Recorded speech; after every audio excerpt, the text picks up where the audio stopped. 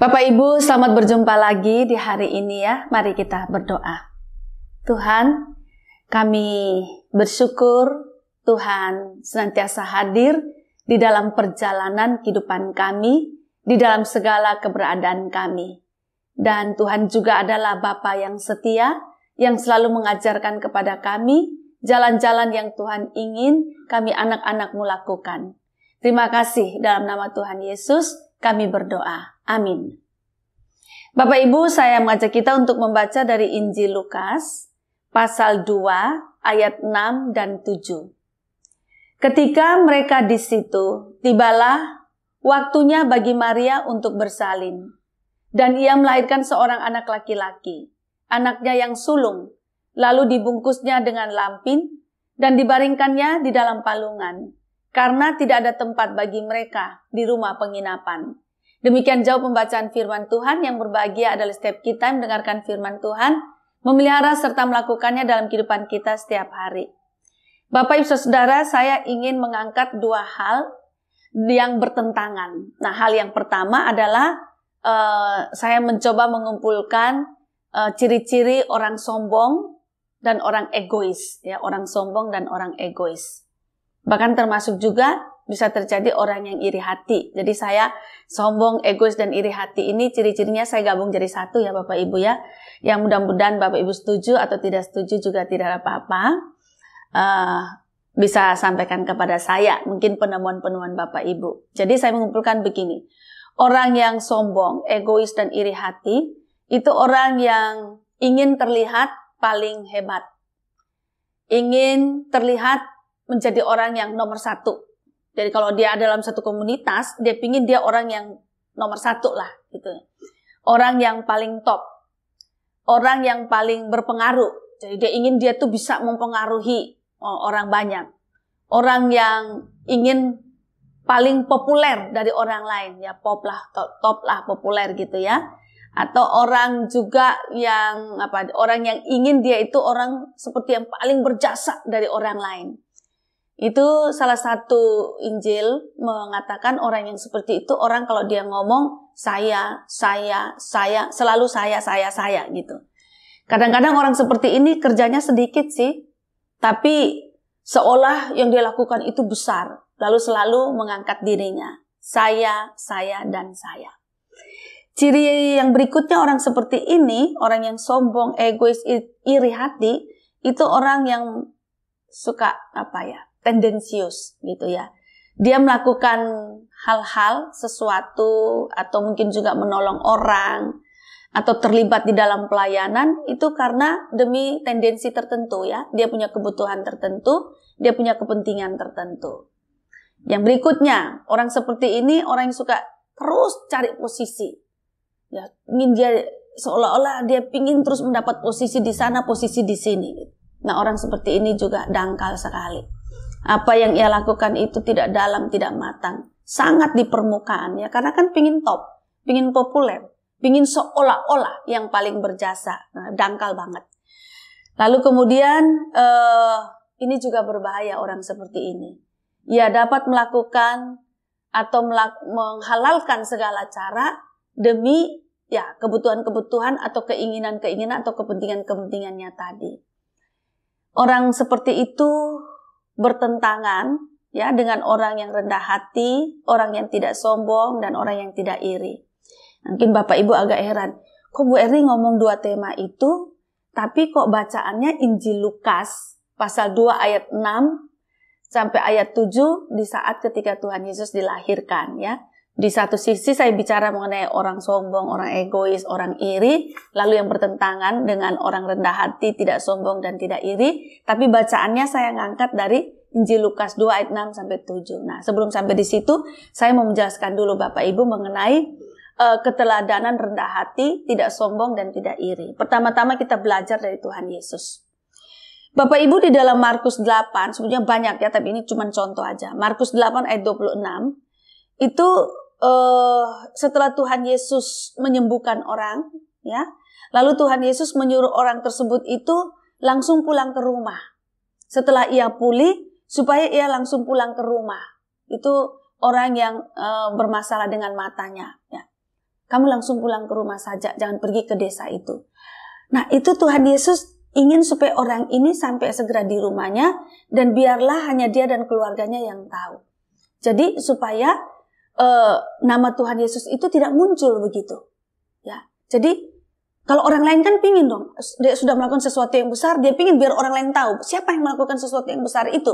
Kalau Tuhan Yesus enggak, dia perintahkan kepada orang tersebut yang dia pulihkan matanya, kamu pulang saja langsung ke rumah, jangan masuk ke desa itu.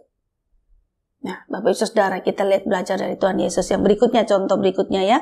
Di Markus 8 ayat 30. Pada waktu itu kan perbincangan mengenai siapa Tuhan Yesus. Lalu Petrus mengatakan, engkau adalah Mesias. Lalu perintah Tuhan Yesus supaya mereka murid-murid itu jangan membicarakan kepada siapapun tentang dia yang adalah Mesias, yang adalah juru selamat. Sosok yang luar biasa yang datang dari Allah itu Tuhan Yesus bilang jangan ngomong gitu. Nah, Bapak Ibu Saudara, kalau orang sombong kan sebaliknya toh, dia pingin, nah betul tuh, saya memang Mesias, kamu ngomong kemana-mana, tunjukkan siapa saya. Tapi Tuhan Yesus bilang enggak, kamu gak boleh bicara pada siapapun gitu.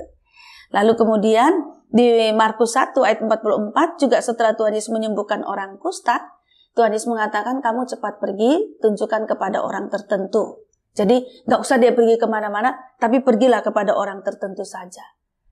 Jangan bilang-bilang gitu. Nah, Bapak Ibu Saudara, padahal yang Tuhan Yesus kerjakan ini sesuatu yang besar. Tadi menyembuhkan orang, memulihkan orang yang matanya bermasalah, menyembuhkan orang kusta, lalu murid-murid sendiri, khususnya Petrus mengakui bahwa ia adalah Mesias. Tapi Tuhan Yesus mengatakan semua itu tidak usah diomongkan. Seolah-olah biarlah tidak ada yang tahu siapa dia. Dan perbuatan besar itu pun yang telah dia lakukan itu pun juga tidak usah diberitahukan kepada siapa-siapa. Ciri, ini guru kita yang luar biasa Bapak Ibu. Nah, lalu kemudian kita masuk ke dalam Injil Lukas ini, pasal 2 ayat 6 sampai 7. Ini juga menarik sekali Bapak Ibu. Dikatakan bahwa ketika Maria dan Yusuf tiba di kota itu, yaitu Bethlehem, lalu dikatakan bahwa Maria akan segera bersalin dan ia melahirkan seorang anak laki-laki, anaknya yang sulung, lalu dibungkusnya dengan lampin dan dibaringkannya di dalam palungan karena tidak ada tempat bagi mereka di rumah penginapan. Bapak Ibu dapat membayangkan siapa yang tolong Maria melahirkan? Siapa Bapak Ibu Saudara?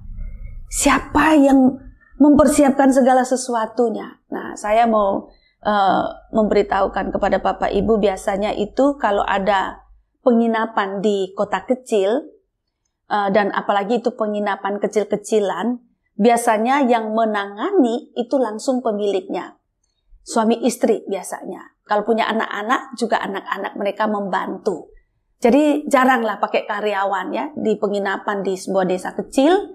Lalu penginapan kecil jaranglah pakai karyawan. Biasanya itu ditangani langsung oleh pemiliknya, tuan rumahnya ya, entah bapaknya atau ibunya. Kira-kira pada waktu Maria akan melahirkan ini siapa yang bantu menyiapkan Bapak Ibu? Kita tahu bahwa ibu-ibu yang melahirkan itu membutuhkan air hangat, butuh selimut, butuh handuk, butuh air minum dan seterusnya. Itu siapa yang membantu? Ya, kita perkirakan ini adalah istri dari pemilik penginapan atau pemilik penginapan tersebut, yaitu suami istri Bapak Ibu Saudara. Karena itu di kandang lembu Bapak Ibu Saudara, itu biasanya tuh yang bisa dipakai alas itu kan rumput kering. Rumput kering itu menjadi alas. Siapa? Apa Maria yang mengangkat? Mungkin Yusuf membantu, tapi pasti ada orang di rumah itu yang ikut membantu. Lalu kemudian memasak air. Nggak mungkin Maria masak air sendiri gitu. Yusuf bisa saja menemani istrinya yang akan melahirkan. Paling tuan rumah itu mungkin istrinya gitu ya. Menyediakan selimut, handuk. Terus kemudian membantu proses persalinan itu sendiri. Injil tidak menyampaikan Bapak Ibu. Orang yang membantu itu tidak ada yang menyampaikan Bapak Ibu. Bahkan Bapak Ibu Saudara, setelah itu juga tidak ada berita lagi mengenai pemilik penginapan ini. Nah, bisa saja kita menebak bahwa ada orang tuh yang ikut membantu, penolong, tetapi tidak terlihat, tidak diceritakan. Dia juga tidak pernah protes Bapak Ibu. Betapa orang seperti ini orang yang rendah hati, tidak sombong, dan juga tidak iri hati kepada siapapun. Tadi contoh Tuhan Yesus, sekarang contoh dari orang yang membantu persalinan Ibu Maria yang ketika saat itu melahirkan Tuhan Yesus. Tidak ada namanya. Nah, contoh yang berikutnya Bapak Saudara di dalam Matius 27 ayat 32 mengenai Simon dari Kirene yang membantu memikul salib Tuhan Yesus. Bapak Ibu, ini menarik sekali penemuannya. Setelah itu Injil-Injil tidak pernah lagi menceritakan apa-apa tentang Simon dari Kirene. Coba Bapak Ibu cek saja. 3 Injil sinoptik. Matius, Markus, Lukas. Setelah itu tidak ada cerita tentang Simon dari Kirene. Nggak ada cerita tentang dia gitu. Dan ketika bercerita tentang Simon dari Kirene ini pun juga sangat singkat cerita tentang dia. Dan yang lebih menarik lagi, Injil keempat, Injil Yohanes, sama sekali tidak bercerita tentang Simon dari Kirene. Orang yang berjasa membantu memikul salib Tuhan Yesus. Coba Bapak Ibu. Betul-betul orang yang rendah hati, tidak sombong, tidak iri, tidak ada protes. Kita tidak mendapat data bahwa Simon Kirene ini protes lalu membesarkan diri, bercerita kemana-mana bahwa dialah yang membantu mikul salib Yesus. Nggak ada. Mari kita bandingkan, kita renung-renungkan dengan kita zaman kini. Bagaimana sikap kita? Kadang-kadang jangan sampai loh Bapak Ibu, hal kecil saja kita lakukan, tapi kita cerita seperti kita sudah melakukan hal besar. Lalu selalu mengatakan aku, atau saya.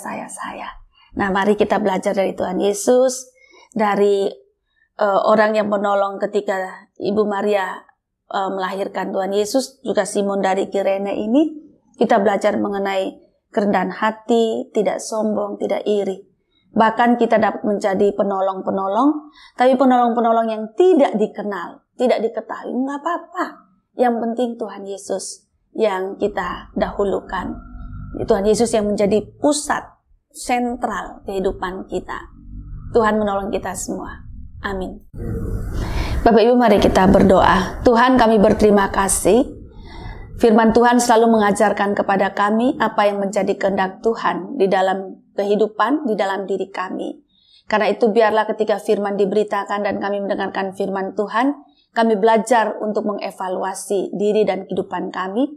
Jikalau kami menemukan bahwa hidup kami, cara hidup kami tidak sesuai dengan firman Tuhan, kiranya kami bersedia untuk menanggalkannya, dan Tuhan menggantikan kami dengan cara hidup yang Tuhan inginkan. Seperti memiliki hati yang rendah, kerendahan hati, tidak sombong dan juga tidak iri. Terima kasih Bapa, biarlah semakin hari kami semakin baik, semakin hari kami semakin indah, semakin hari hidup kami berbau harum di hadapan Tuhan. Terima kasih dalam nama Tuhan Yesus kami berdoa. Amin.